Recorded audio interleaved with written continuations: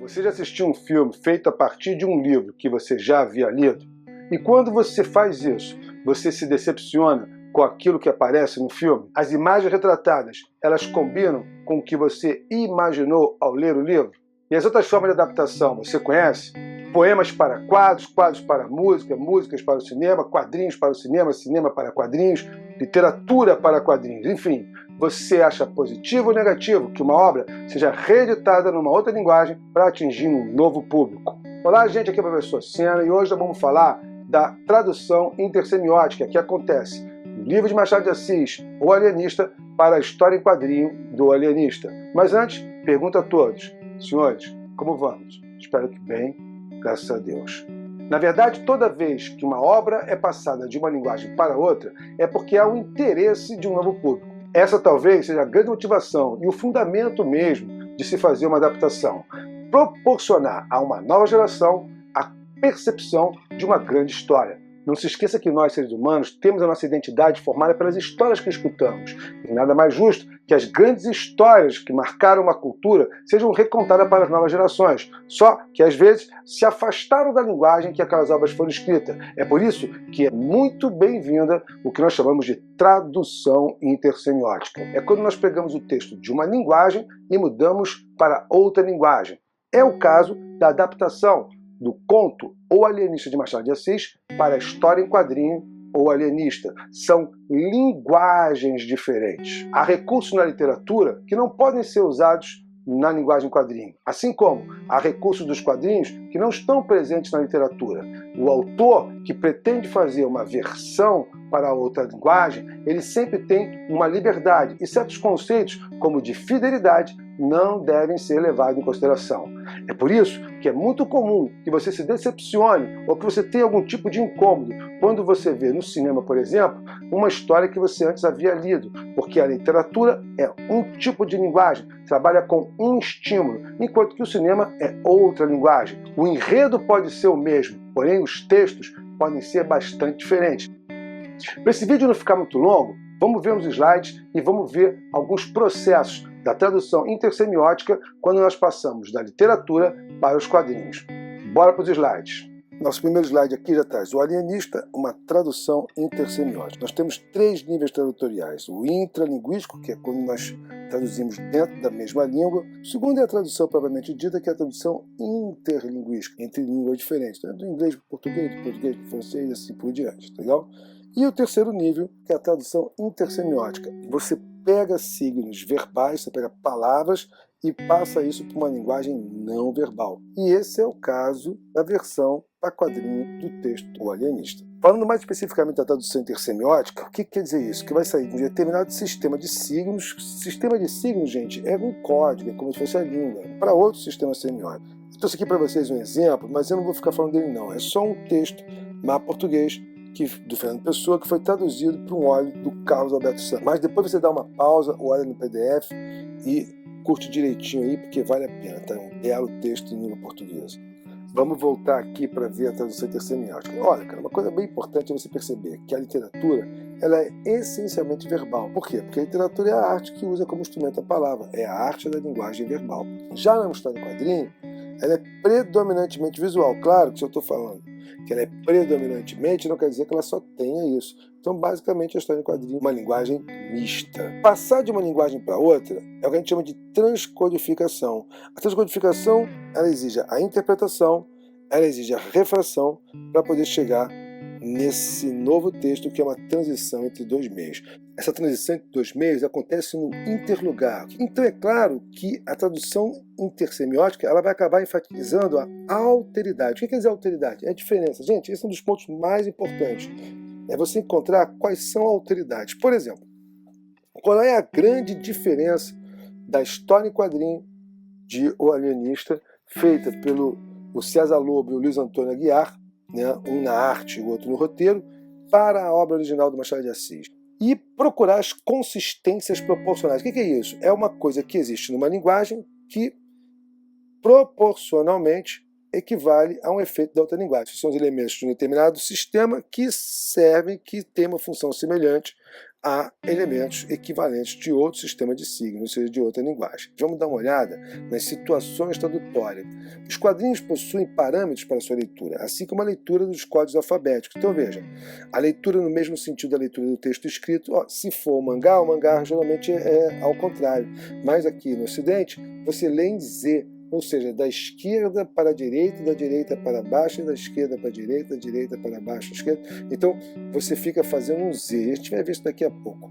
A versão em quadrinho, feita pelo César Lobo e o Luiz Antônio Aguiar, é uma criação coletiva. O ilustrador e o roteirista fazem escolhas, valorizando determinados aspectos em detrimento de outros. Uma história em quadrinho feita a partir de um texto verbal é, acima de tudo, uma leitura da obra e não a obra propriamente dita. A construção da personagem, na tradução em quadrinhos, não passa pela ideia de equivalência ou fidelidade ao original. Sempre é uma leitura, então não tem essa ideia de fidelidade ao original.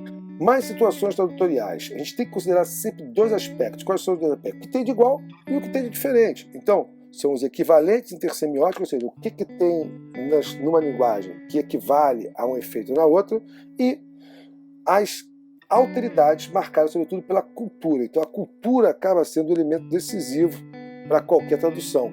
Vamos dar uma olhadinha em alguns equivalentes semióticos. Olha só. Como eu disse, o conceito de fidelidade não pode ser levado em consideração e que a imagem tem seus próprios códigos de interpretação, de interação com o espectador, diversos totalmente daqueles que a palavra escrita estabelece com o leitor.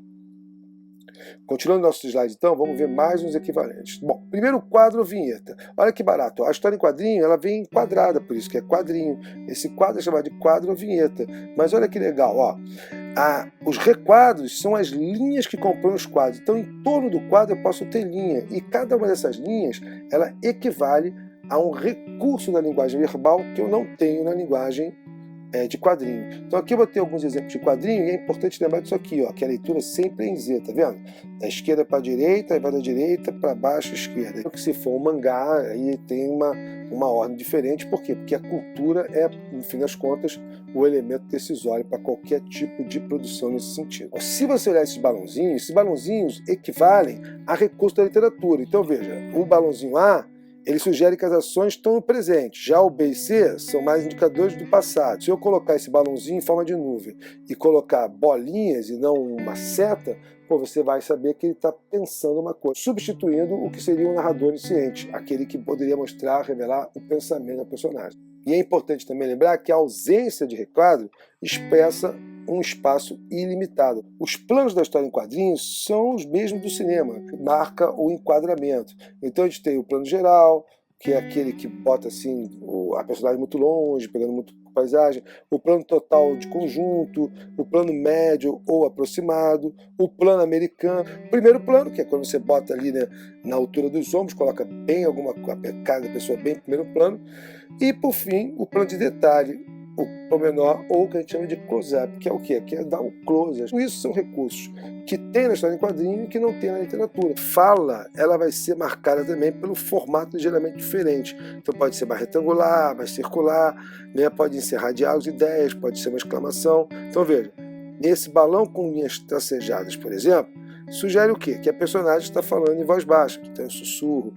Ou com linhas em formato de nuvem já sugere outra coisa. Então, o balãozinho que você usa funciona como um equivalente de recursos, como falou baixinho, sussurrou, gritou, ficou nervoso, falou irritado. Tudo isso você pode passar pela borda do quadrinho. E também pela própria borda do requadro, tá ok? Bom, aqui eu peguei a capa do Alienista para a gente ver algumas coisas, porque nessa capa já tem um bocado da alteridade. O que é a alteridade? A alteridade são as diferenças, né, da história em quadrinho para o livro.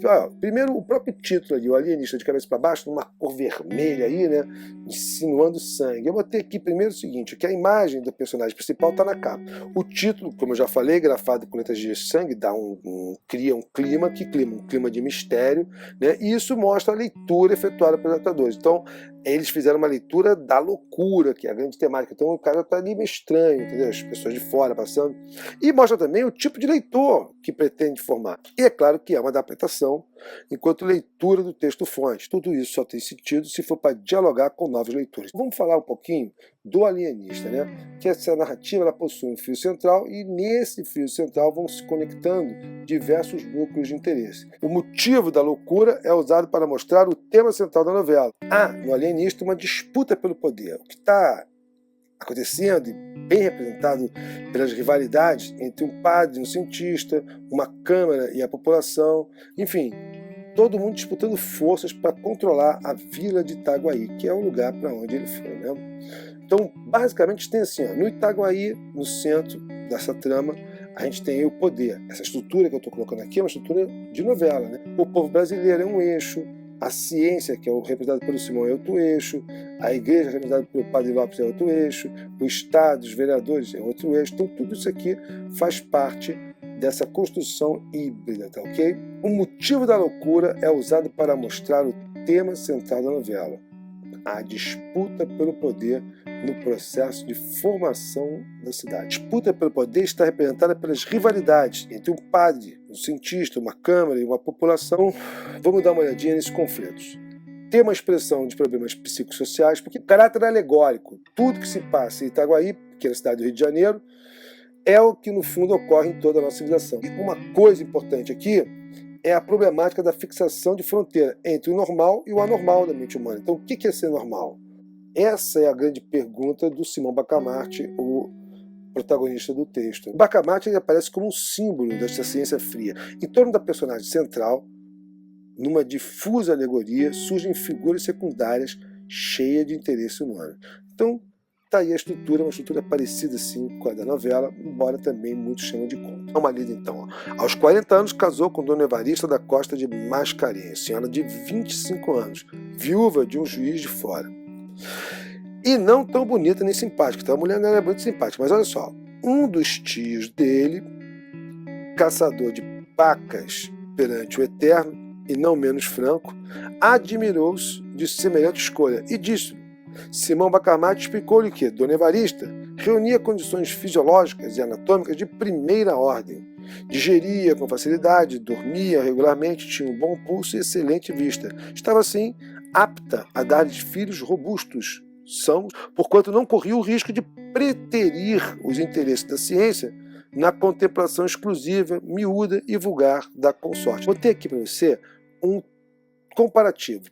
É o texto que a gente acabou de ler, tá? Os 40 anos, tal, e esse mesmo momento na história em quadrinho. Então, repara que a gente vai começar a ver que tem alguns equivalentes, mas tem algumas diferenças bem grandes. Nessa cena aqui, a gente vê algumas coisas. Por exemplo, o narrador que estava falando o tempo todo, ele aqui, na adaptação, o César Lobo, né, e o Luiz Antônio Aguiar, sobretudo o Luiz Antônio, que é o roteirista, ele optou por transformar em diálogo. Então, tudo aquilo que está dizendo ali, que o tio perguntou, aquilo que era do narrador onisciente. Então, olha que interessante. Ó, a gente tem esse quadrinho amarelo, que começa com a voz do narrador. E todo o resto é diálogo. Então, quando César Lobo e Luiz Antônio Aguiar optam por isso, é porque eles querem dar uma outra dinâmica e usar uma linguagem que é do quadrinho e que não é um desenho ilustrando uma obra literária, tá legal? Então você vê que aquela cena que foi conversada em terceira pessoa agora está em primeira com fala. Então isso é uma adaptação, é uma mudança, tá legal? Olha que legal, no início do livro, da história em quadrinho, né? Você tem essa casa que a gente não sabe ainda o que é, depois você vai saber que casa é essa, e alguém escrevendo: a ciência é meu emprego único, Itaguaí é meu universo. E uma pessoa totalmente detonada. Olha esse último quadro, como a expressão, a barba, mostra que é uma pessoa que já está perturbada. Quem é essa pessoa que está aqui em preto e branco falando sobre as crônicas de Itaguaí? E a gente pode ver nessa sequência que essa pessoa que aparece aqui em preto e branco está descendo a escada com aquelas roupas como se estivesse num manicômio, procurando alguma coisa que ele não está encontrando. Se você olhar o último quadro, ele está dizendo: sim, eu tenho um juízo perfeito, com a cara bem ensandecida. Então o que é isso aqui? Isso aqui é uma versão louca do Simão Bacamarte. E isso é uma coisa bem interessante, porque não tem essa figura falando em primeira pessoa no texto original. Aí você vai assim, ué, Senna, então ele inventou... Cara, ele, na verdade, ele fez um novo pacto com o leitor contemporâneo. Então o leitor contemporâneo já sacou que o grande lance que tem nesse texto é a questão da dualidade, do duplo que existe no Simão Bacamarte. Então tem uma parte dele que é o médico e tem outra parte que é o louco. De médico e louco, todos nós temos um pouco. Então, como diz o ditado, então isso é recriado aqui nessa condição. Mas é importante porque isso aqui é uma alteridade muito importante. Não existe essa figura no livro original. Tá? No texto fonte, tudo é narrado pelo narrador onisciente. Aqui, olha que barato, ó. A cena começa, a cena da Crônica de Itaguaí, e aí ó, tem um comentário dele aqui, ó, falando, explicando, dando o sentido de uma palavra, né, aproveitando para isso, e falando coisas para contextualizar o leitor do quadrinho, mas ele já está deixando claro também que no fim é assim que o Bacamarte vai ficar, correto? E vou terminar com essa cena aqui, que é uma cena que tem uma grande alteração. Chama a atenção de vocês só para uma coisa. O narrador, na história em quadrinho, ele vem naquele requadro ali, amarelo. Você vê que é diferente. Então aquilo ali é a voz do narrador. E o resto é fala das personagens, o pensamento das personagens, beleza? Então, gente, é isso. Eu espero que você tenha gostado, eu espero que você tenha aproveitado e, principalmente, que você tenha entendido o que é uma versão, que, na verdade, é uma tradução. E, como toda tradução, há de se adaptar ao público para o qual se está falando, como também se adaptar à nova linguagem. Por isso, o conceito de fidelidade, nesse caso, perde total importância. No mais, muito obrigado pela sua atenção, pela sua paciência, um forte beijo no coração e até!